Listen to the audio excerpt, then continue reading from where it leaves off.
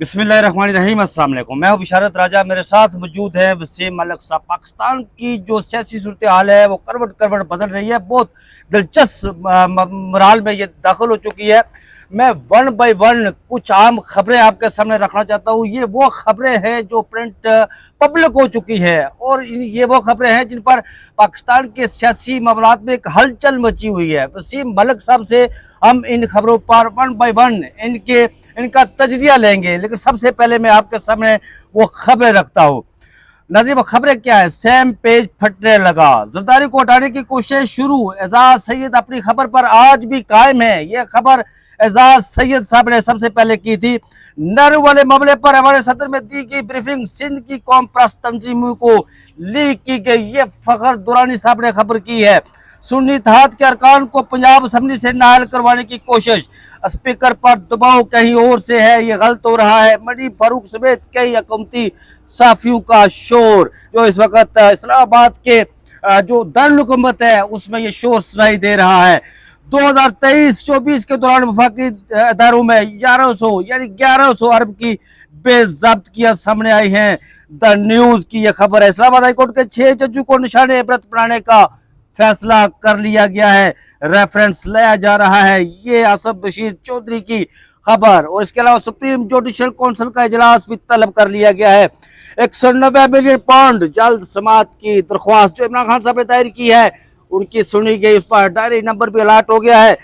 वसीम मलिक साहब, सबसे पहले हम आपकी तरफ आते हैं। ये जरदारी को हटाने के हवाले से जो कोशिश शुरू की गई, एजाज सैयद साहब ने यह खबर सबसे पहले ब्रेक की और फिर फखर दुरानी साहब ने उस पर मोहर तस्दीक सब्त की कि यह वाकया हुआ है। इस पर आप क्या कहेंगे? अच्छा, देखिए राज साहब, जो खबरें सामने आ रही हैं और फिर उसको कौन सा सहाफ़ी ब्रेक कर रहा है, जब इन दोनों चीज़ों को आप मिला के देखते हैं तो मेरे ख्याल में जो पिक्चर है वो आपको क्लियर नज़र आनी चाहिए। इसमें कोई शक नहीं कि जो एजाज सैयद साहब हैं बड़े ज़बरदस्त सहाफ़ी हैं और मुतादिद खबरें वो पहले भी इस तरह से देते रहे हैं और वक्त के साथ साबित हुआ कि वो खबरें दुरुस्त भी थी। बहरहाल बहुत सारे लोगों को उनसे भी इत्तफाक अपनी जगह, बहुत सारे मामलात में वो भी थोड़ा सा इधर उधर निकल जाते हैं जी। लेकिन सदर मुमलिकत को हटाने की जो खबर है ना, वो मुझे एटलीस्ट अभी तक हाजम नहीं हो रही। मतलब कि क्यों, किस तरह हटाया जाएगा, किस तरह भी नहीं, क्यों? हाँ। एक तो हल ये है ना कि वो इस्तीफा दे दें, हाँ। उनके खिलाफ मुआवजा हो, उनको हटाया जाए। ये एपिसोड में पाकिस्तान के सियासी मंजरनामे पे नहीं देख रहा। इम्पीचमेंट वाला मामला अभी तक मैं नहीं देख रहा। उसकी मुतादिद वजूहात हैं जो मैं आपके सामने रख देता हूँ। देखिए, आसिफ अली जरदारी साहब का इस वक्त का जो कंडक्ट है जी, और इसमें भी कोई शक नहीं कि अगर इस वक्त ये समझा जा रहा है कि पीएमएन जो है उसे पीपल्स पार्टी की जरूरत नहीं है मखसूस नशिस्तों के बाद, तो वो फिर इतनी आसानी से वो हुकूमत नहीं कर पाएगी। अगर उसके पास सिंपल मेजॉरिटी मखसूस नशिस्तें देकर दीगर छोटी जमातों को साथ मिलाकर और पीपल्स पार्टी को अलहदा करके किया जाए। देखिए, पीपल्स पार्टी ने इंतखाबात में मौजूदा सूरत हाल में अपना जो सियासी कैपिटल है उसको उसने स्टेक पे लगाया था मौजूदा हुकूमत लेने के लिए। चाहे ये भी खबरें आती रही हैं कि वो आज नहीं तो कल वफाकी काबीना का हिस्सा बनने जा रहे हैं, बनते हैं नहीं बनते वो एक अलग कहानी है। मगर वहीं पे उन्होंने कौन से ओहदे लिए? उन्होंने वो तमाम ओहदे लिए जो आईनी ओहदे कि जो अगर ये हुकूमत कायम भी नहीं रहती तो ओहदे बरकरार रहेंगे। अगर हुकूमत आज चली जाए, चेयरमैन सेनेट वही रहेंगे, चेयरमैन सही है, स्पीकर भी वही रहेगा, स्पीकर वही रहेगा जब तक नहीं होते, गवर्नर वही रहेंगे, सदर मुमलिकत वही रहेगा। तो इस खबर पे चाहे उनके पास इंफॉर्मेशन होगी, मेरा ये तज्जिया है, क्योंकि मजीद अब कल सैयद तलत हुसैन साहब का देखें, अगेन बहुत सारे लोगों को उनके खिलाफ है। उन्होंने कहा कि मेरे जराए ये बताते हैं कि ये खबर जो है वो दुरुस्त नहीं है, सदर मुमलिकत को नहीं हटाया जाएगा। और बशारत राज साहब, क्यों हटाया जाए? मौजूदा हाइब्रिड निज़ाम ने अपने आप को स्ट्रेंथन करने के लिए जुडिशरी के ऊपर कब्जा किया जी। उस कब्जे के ऊपर सबसे बड़ा हाथ किसका है? सदर पाकिस्तान। रोज नोटिफिकेशन कौन निकालता है? सदर पाकिस्तान। 26वीं आईनी तरमीम में वोट किसने किया? जाहिर है वही देते हैं, जजेस की सीनियरिटी वही तय करते हैं। जो जजेस ने काम यहाँ पर तशरीह करनी थी आइन की, उन्होंने वो बाल फेंकी सदर पाकिस्तान के कोर्ट में, तो उन्होंने ऐसी तशरीह की कि जो जूनियर जज था उसको सीनियर कर दिया। अब इस सारे सिनेरियो में मुझे सदर मुमलिकत कहीं जाते नजर नहीं आ रहे। ये भी खबर है वसीम सब, ये भी खबर है कि ये कहा जा रहा है कि आपने कहा कि इम्पीचमेंट, पाकिस्तान में इम्पीचमेंट मुशर्रफ के हवाले से की थी, उस वक्त बातचीत चली थी लेकिन मुशर्रफ इस्तीफा देकर घर चले गए थे। लेकिन खबर ये भी है कि ये भी हो सकता है कि जरदारी साहब लंबी छुट्टी पर भी चले जाए। एक खबर ये भी है ना कि अगर इम्पीचमेंट नहीं होती तो व्हाट नेक्स्ट, क्या वो इस्तीफा देंगे? अगेन ये जो फखर दुरानी साहब वाली, अब जिस खबर का, फखर दुरानी साहब की खबर जी आपने फखर दुरानी साहब ने कहा कि जब नेहरू वाले मामले पे डीजीआई और 2 और लोग बैठे हुए थे इंजीनियरिंग कोर्स से, और वहां पर बैठे हुए थे आपके वजीर दाखिला, ये 4-5 लोग थे सिर्फ। वो खबर ब्रीफ किया गया सदर पाकिस्तान को, वो खबर बाहर ही निकली। लेकिन ये खबर फखर दुरानी साहब ने कहा कि जरदारी साहब ने अपने जो सियासी स्टंट के लिए ये खबर लीक की है। लीक की उन्होंने ये भी कहा कि इससे पहले मेमो गेट में भी उन्होंने ऐसा ही किया था। खबर क्या लीक की होगी, मैं आपसे पूछता हूँ कि एस्टैब्लिशमेंट चाहती है कि इंडस रिवर से 5 कैनाल्स लेके जाएं। वो आगे चलकर लिखते हैं कि खबर ये लीक की कि उन्होंने कि सिंध के अंदर जो एहतजाज हो, और ये एहतजाज हुआ भी, ये प्लानिंग का हिस्सा है। नहीं, मैं एक और बात कर रहा हूँ। हाँ। एस्टैब्लिशमेंट ने ब्रीफिंग दी सदर मुमलिकत को। आपको याद होगा कि सदर मुमलिकत ने मंजूरी दी थी, जी बिल्कुल, जिसके बाद इंडस रिवर से 5 कैनाल्स निकलनी थी जी, और जो कि एस्टैब्लिशमेंट का ग्रीन इनिशिएटिव प्रोजेक्ट है वहां पर जानी थी। जी वो आपके इलाके में होता हाँ, उधर सेरा में। जी, ये खबर दी थी कि 5 नहरें निकालने जा रही है, आप एहतजाज करें। मतलब लीक क्या किया था, मुझे ये चीज अभी तक हजम नहीं हो रही। खबर आई कि 5 नहरें निकालने जा रहे हैं। अब ये गालबन ये हिंदुस्तान और पाकिस्तान की कशीदगी से पहले का वाकया, और बाद में सॉर्ट आउट भी तब हो गया। जी। खबर आई कि 5 नहरें निकालने जा रहे हैं। सदर मुमलिकत ने उसकी तौसीक कर दी, जी, मंजूरी दे दी। ये मामला है जुलाई 2024 का, 8 जुलाई 2024 का। ठीक है, तब से ये मामला, हाँ, तब से ये मामला आगे बढ़ रहा है। कौम परस्त जमातों ने एहतजाज कब किया? ये इसी साल मई में, इसी साल मई में एहतजाज किया। सिंध में तो बिल्कुल ऐसे ही है। वो कौन सी ऐसी चीज थी जो लीक हुई उस मीटिंग से? देखिए, 5 नहरें निकालने की खबर तो ऑलरेडी पब्लिक डोमेन में थी, और ये जो कौम परस्त जमातें हैं वो उसी नहरें निकालने के ऊपर ही एहतजाज कर रही थी ना, या कोई लीक खबर के ऊपर एहतजाज कर रही थी। और मुझे ये अगेन मैं बार बार कह रहा हूं कि एस्टैब्लिशमेंट की फैसला कि 5 नहरें इंडस रिवर से निकालनी है, सदर मुमलिकत ने मंजूरी दी, उनको कोई ब्रीफिंग दी गई, तो क्या सदर मुमलिकत ने ये लीक किया कि एस्टैब्लिशमेंट 5 नहरें निकाल रही है, तुम एहतजाज करो? ये उन फखर दुरानी के बिल्कुल यही लीक किया गया। मतलब ये लीक कैसे है? ये तो पब्लिक डोमेन में है खबर। लेकिन फखर दुरानी यही कहता है कि ये उन्हें ब्रीफिंग दी गई, ये बड़ी ही राजदारी की ब्रीफिंग थी, और उन्हें ये कहा पीटीआई के वो लोग, शाजिया मरी साहिबा मुझे याद है, या वो साबिक वजीर आला हैं, उनकी साहबजादी हैं, यहाँ पर एमएनए है, ये 2 इस्लामाबाद में पीटीआई की पीपल्स पार्टी की बीट कवर करने वाले सहाफियों को ये लोग बुलाते रहे, ये ब्रीफिंग देते रहे कि पीटीआई का पीपल्स पार्टी का स्टांस ये है। एक तरफ वो एस्टैब्लिशमेंट की गोद में खेल रहे थे, एक तरफ वो अपने आप को न्यूट्रल भी साबित कर रहे थे। ये खबर इस तरह की गुज़श्ता रोज देने का मतलब आसिफ अली जरदारी साहब को नहरों वाले मामले पर रेस्क्यू करना है।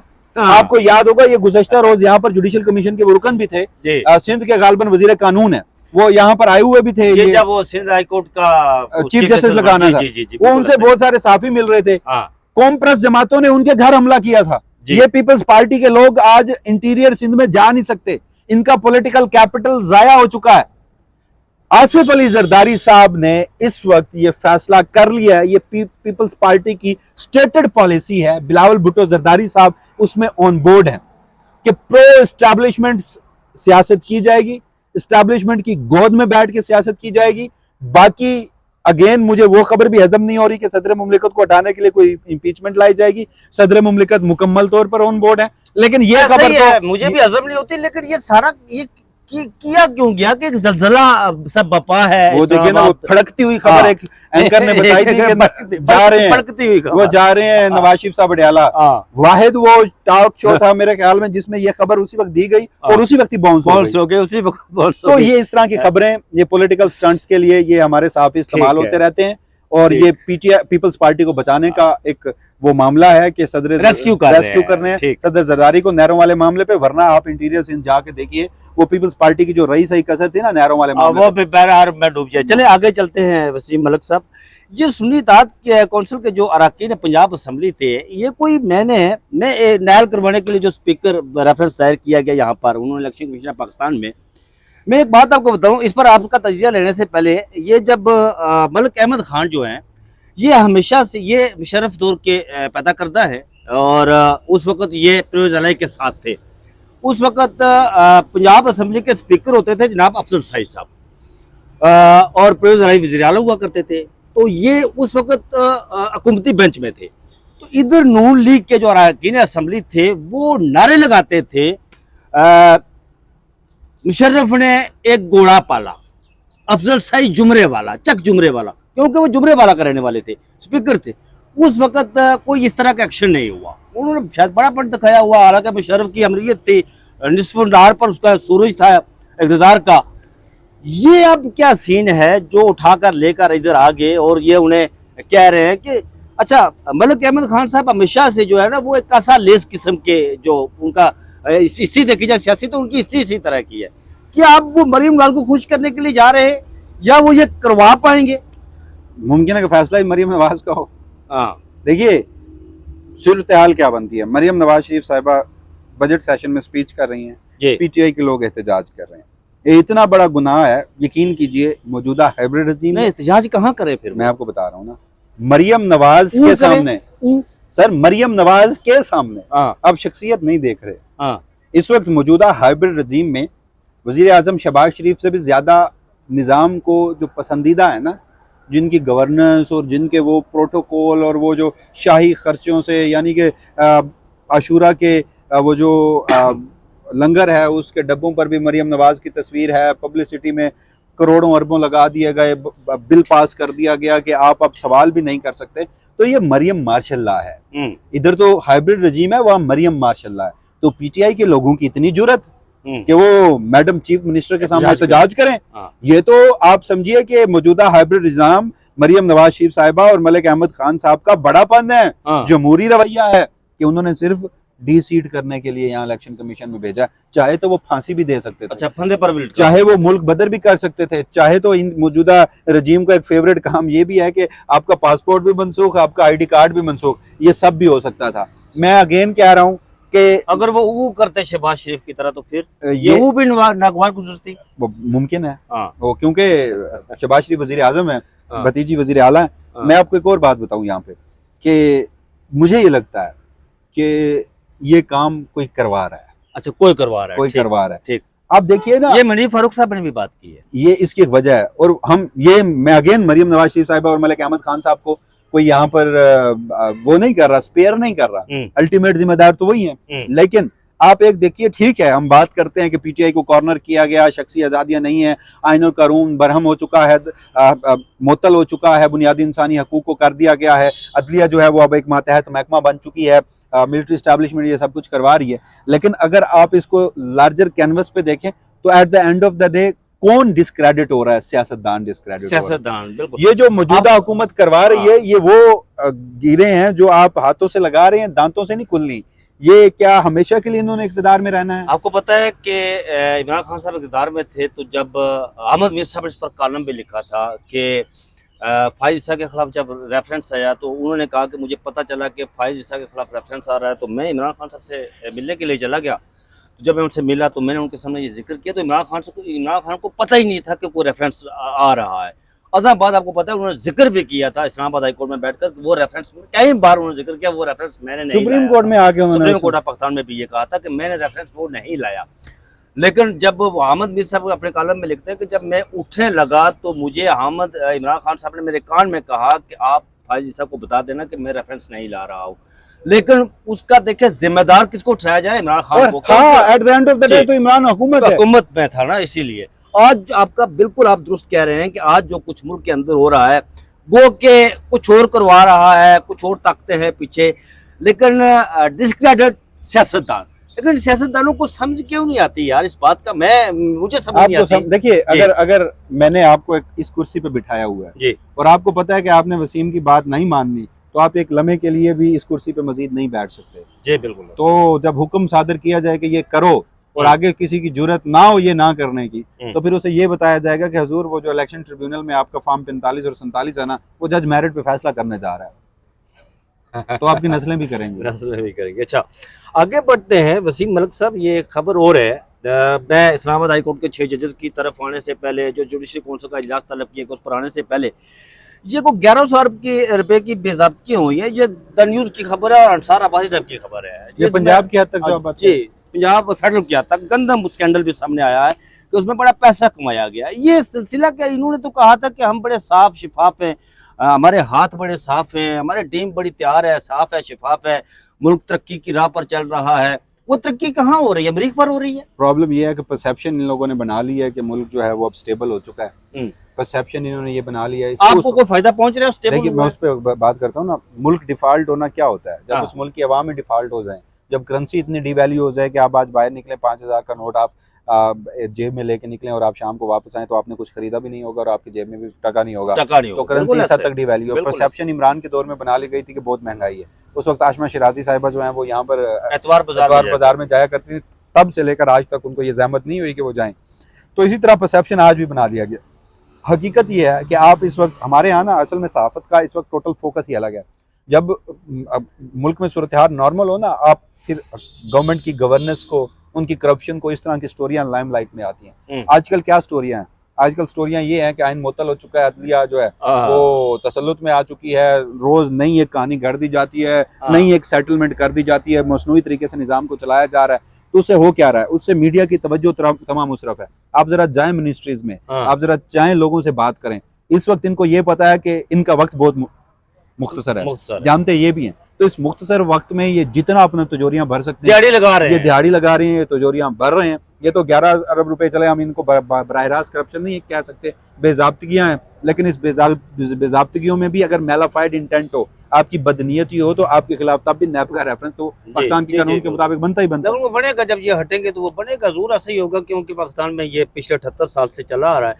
अच्छा, आज एक और बड़ा तमाशा हुआ। वो तमाशा ये है कि मुशर्रफ के जो बैत करदा थे उस वक्त, आसन बून साहब, आपको पता है वो जज भी रहे मुशर्रफ दौर में। वो सुबह अदलिया बहाली तहरीक के कंटेनर में खड़े थे और अगले दिन हल्फ ले रहे थे वो पीसीओ के तहत, एलएफओ के तहत, जो लीगल फ्रेमवर्क ऑर्डर है उसके तहत। लाहौर हाई कोर्ट के जज वो मुशर्रफ के बैत करदा है जी। नहीं, खूबसूरती देखिए ना, पहले मौजूद थे अदलिया बहाली तहरीक में, फिर जज लग गए, फिर जब सुप्रीम कोर्ट का सिंध बार केस का फैसला आया तो उसके बाद दोबारा जो मरहुमा आसमा जहांगीर साहिबा का ग्रुप है उसमें खड़े हो गए, और आज भी उसके बाद भी अदलिया की आजादी का चूरन बेचा। बहुत बड़ा। और आज आर्किटेक्ट हैं मौजूदा 26वीं यानी तरमीम और 27वीं तरमीम। आज वो सरदार एजाज इसाक खान की अदालत में पेश हुए, तो आजाद मर्श जज है, आपको पता है सरदार एजाज इसाक, वो कहता है कि भून साहब आप देखने आए कि मैं यहाँ पर हूँ या नहीं हूँ, चले आखिरी बार देख ले।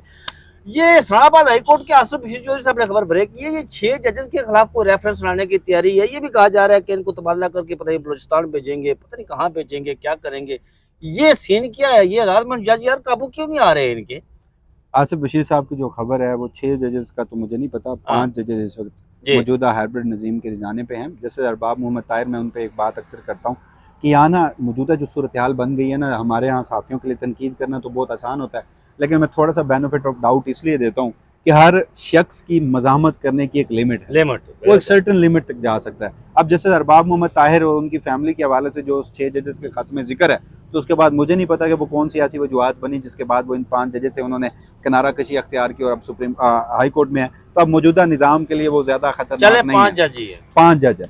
देखिए, 5 जज खटक रहे हैं एस्टैब्लिशमेंट को। कोशिश ये थी, ना सिर्फ ये 5 जज, सुप्रीम कोर्ट में भी कोई 7 से 8 जज हैं कि जब 26वीं आईनी तरमीम होगी तो चीफ जस्टिस याहिया अफरीदी को बनाया जाएगा तो मुनीब साहब, मंसूर साहब ये रिजाइन कर जाएंगे, ये फर्क होगा। डोगर साहब को लाया जाएगा तो दीगर रिजाइन कर जाएंगे। उनका ये फैसला है कि रिजाइन किसी सूरत में आज उन्होंने कर्टसी कॉल भी की, इदारे में रहते हुए इदारे की आज़ादी के लिए हर मुमकिन इकदाम करना है। मैं आपको आखिर में खबर दे देता हूँ, 12 जुलाई का जो इजलास बुलाया गया ना सुप्रीम जुडिशल काउंसिल का, ये 12 जुलाई, इसको लोग जोड़ रहे हैं कि इन जजेस के खिलाफ कोई कार्रवाई होने जा रही है। इन जजेस के खिलाफ वो जो प्रॉक्सी कंप्लेंट्स थी ना, वो मुमकिन तौर पर खारिज होंगी। मौजूदा judicial commission, supreme judicial council के साख्त को जब हम देखते हैं तो जस्टिस याहिया अफरीदी ठीक है, हाइब्रिड नजीम का मुकम्मल हिस्सा हैं, सहूलतकार हैं, हम मांगी है उनसे, लेकिन वो जस्टिस याहिया अफरीदी भी नहीं चाहेंगे कि उनके ओहदे पर ये कालक जो है वो मली जाए। वो और जस्टिस मुनीब और जस्टिस मंसूर तो हम जानते हैं। चौथी रुकन है जस्टिस आलिया नीलम, वो जो सिंध के बने जुनेद गफार साहब हैं। तो जुनेद गफार साहब के बारे में भी मेरा गुमान ये है कि उन जजेस के खिलाफ नहीं जाएंगे। लिहाजा ओवरऑल में अब सुप्रीम जुडिशल काउंसिल की जो साख्त देखता हूँ तो उसमें मुझे इन जजेस के खिलाफ कोई कार्रवाई होती नजर नहीं आ रही। इस्तीफे उन्होंने देने नहीं है। अब सूरत हाल क्या बनेगी, असल कहानी क्या है वो मैं आपको 27वीं आईनी तरमीम के जो खदोखाल इस वक्त डिस्कस हो रहे हैं ना, पहले तो ये था कि शायद विदाउट कंसेंट ट्रांसफर कर दिया जाए, आइन के आर्टिकल 200 को अमेंड कर दिया जाए और इन जजेस को बलूचिस्तान हाई कोर्ट के किसी बेंच में, लाहौर हाई कोर्ट के, पेशावर हाई कोर्ट के, सिंध हाई कोर्ट के किसी बेंच में, इन 5 जजेस का मुतफिका फैसला है कि इन्हें किसी हाई कोर्ट में ट्रांसफ़र अगर कर दिया गया, किसी बेंच में कर दिया गया, रिज़ाइन नहीं करेंगे। जितना मुमकिन होगा वो मज़ामत भी करेंगे, वो आइन और अदलिया की आज़ादी के लिए काम भी करेंगे और अपनी वो सर्विस को भी जारी रखेंगे। जब ये सूरत हाल वहाँ तक पहुँची तो अब एक नया मनसूबा वहाँ पर सोचा जा रहा है कि 27वीं आइनी तरमीम में आइन के आर्टिकल 209 यानी कि सुप्रीम जुडिशल काउंसिल की साख्त को तब्दील कर दिया जाए। अच्छा, जिस तरह जुडिशल कमीशन ऑफ पाकिस्तान को ताबे कर दिया गया था एग्जेक्टिव के, इसी तरह SJC को, सुप्रीम जुडिशल काउंसिल को भी ताबे कर दिया जाए, एग्जेक्टिव के ताबे कर दिया जाए। एक उसमें ख्वाहिश या एक उसमें आइडिया ये है कि जस्टिस मुनीब अख्तर को निकाल के आईनी बेंच के सरबराह को उसमें शामिल कर दिया जाए, जो आपके बकौल जो बनी नो इंसानी तारीख, बल्कि आप तो चलें उसको आपने मजीद रिफाइन करके मालूम कर दिया। मैं तो कहता हूँ कि वो तारीख भी जो कि मालूम नहीं है उसके भी वो अजीम तरीन जज है। बिल्कुल आप सही है, लेकिन मैं एक बात पर हैरान हूँ यार कि इतने बड़े जूरिस्ट है, उन्हें दुनिया में किसी सेमिनार में नहीं बुलाया जाता यार, उनसे इस्तेफादा क्यों नहीं लिया जाता यार? वक्त नहीं, अच्छा वक्त नहीं है। तो बहरहाल जिस तरह प्रैक्टिस एंड प्रोसीजर कमेटी में आपने देखा ना, जस्टिस मुनीब को निकाल के आईनी बेंच के सरबराह की इंडक्शन कर दी गई, तो यहाँ पे भी एक आईनी बेंच के सरबराह को वहाँ पे सुप्रीम जुडिशल काउंसिल में बिठा दें और दूसरा कुछ इस तरह से उसके साख्त को तब्दील करें कि वो बराह रास्त एग्जेक्टिव के मातहत आ जाए, जिससे ये है कि फिर उस सुप्रीम जुडिशल काउंसिल को के पास सदारती रेफरेंस भी भेजें। अभी तक जितनी भी कंप्लेंट्स हैं ये प्रॉक्सी कंप्लेनेंट की हैं, ये प्राइवेट दरखास्त गुजार हैं, कोई सदारती रेफरेंस इन जजेस के खिलाफ नहीं आया। लिहाजा तब ये अगर SJC को भी फतह कर लिया गया जिस पे अब हमलावर हैं ये, तो सदारती रेफरेंस भी भेजा जा सकता है और सदारती रेफरेंस के बाद उस SJC को, आपको पता है 100 मोटो पावर भी हैं उसके पास, वो खुद से भी इनिशिएट कर सकती है कार्रवाई। तो ना सिर्फ इस्लामाबाद हाई कोर्ट के 5 जजेस, सुप्रीम कोर्ट के कुछ जजेस, या फिर वो तमाम जजेस, या अभी जो नहीं बोल रहे हाई कोर्ट में बैठे हुए या अभी जो नहीं बोल रहे, जिनके अंदर आज भी आजादी की कोई रमक बाकी है, तो वो पैदा होने से पहले दफना दी जाए या सबक सिखाया जाए बाकियों को। ये मंसूबा ज़ेरे गर्दिश है। ये परखने का वो पैमाना कहाँ से लाएंगे? SJC, मुझे वसीम मलिक के अंदर कहीं आजादी की वो पता ही नहीं है। तो मैं जब तक नहीं बोलूंगा, मैं आपकी मर्जी की फैसले देता रहूंगा, तो मैं बड़ा जबरदस्त। चलें ठीक है, बहुत शुक्रिया वसीम मलिक साहब। नाज़रीन आपने देखा वसीम मलिक साहब बड़ी दिलचस्प गुफ्तगू की और तमाम सवाल जो मैंने इनके सामने रखे उस पर बड़ा जानदार तजिया दी है, और उन्होंने आखिर में ये खबर भी दी है कि सुप्रीम जुडिशल काउंसिल का जो इजलास होने जा रहा है उसमें इस्लामाबाद हाई कोर्ट के 5 जजेस के खिलाफ जो प्रॉक्सी उजरदारी कह सकते हैं उसे, ये दरख्वास्त कह सकते हैं, दरख्वास्त शिकायत दायर की गई, वो खारिज होने जा रही है। मुझे और वसीम मलिक साहब को दीजिए इजाजत, अपना बहुत सारा ख्याल रखिएगा। अल्लाह हाफिज।